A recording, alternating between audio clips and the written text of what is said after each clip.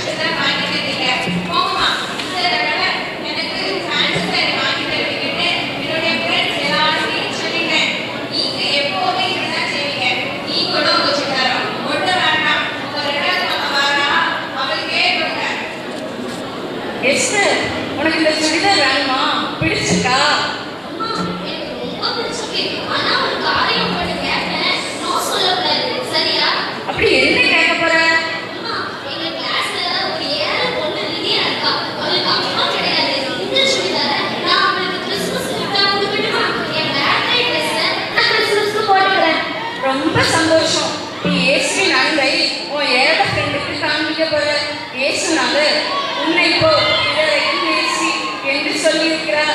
ரொம்ப நல்ல காரியம் செய்ய போற. காட்சி 5.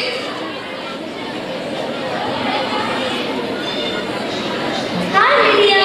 Hi Esther. இந்த பாரு, நான் உனக்கு என்ன கொண்டு வந்திருக்கேன் தெரியுமா? நான் கொடுக்க போறத வேண்டாம்னு சொல்லக்கூடாது. நான் வேண்டாம் சொல்றதுக்கு நீ என்ன கொண்டு வந்திருக்க? ஒரு கிறிஸ்மஸ் கிஃப்ட் அம்மாட்ட கேட்டு உனக்கு கொண்டு வந்திருக்கேன். ரொம்ப தேங்க்ஸ் எஸ்தர். ஆமா, கிறிஸ்மஸ்னா என்ன? ஏன் இவ்வளவு சிறப்பா கொண்டாடுறாங்க? இயேசு பிறந்த தினம்தான் கிறிஸ்மஸ். 2000 வருடங்களுக்கு முன்பு மகிமையும் மாட்சிமையும் சொல்லனா வல்லமையும் அன்பும் இரக்கமும் நிறைந்த கடவுள் தன்னுடைய உன்னத நிலைமையை துறந்து இவ்வுலகில் மனிதனாக பிறந்தார். பாவம் நிறைந்த மனுக்குலத்தில் பாவம் போக்க பலியாக காணிக்கையாக தன்னை அர்ப்பணித்த கடவுளின் பிறப்பில் இவ்வளவு கோலாகலமாக கொண்டாடத்தானே வேண்டும். சரி, தன்னையே உலக மாந்தரி பாவம் போக்கு கொடுத்த இயேசு பெருமானின் பிறந்த தினத்தை கொண்டாட நீ எனக்கு பரிசு கொடுத்துட்ட. நான் யாருக்கு எதை கொடுப்பேன்? நீ எதையும் யாருக்கும் கொடுக்க தேவையில்ல. நீ ஒரு இதயத்துல இயேசுக்கு இடம் கொடுப்பதுதான் உண்மையான கிறிஸ்மஸ். Thank you Esther. நானே இப்போ என்னுடைய இதயத்துல இயேசுக்கு இடம் கொடுத்துருக்கேன். காட்சி 6.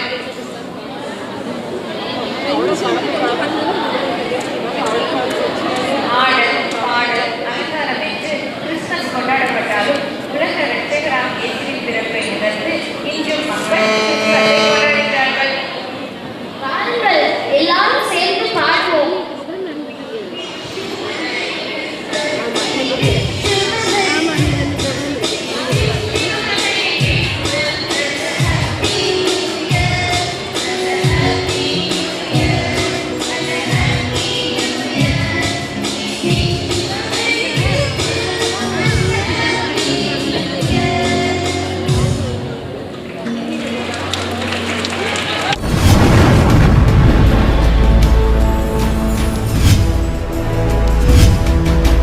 நீங்கள் பார்த்துக் கொண்டிருப்பது உங்கள் கதிர் டிவி.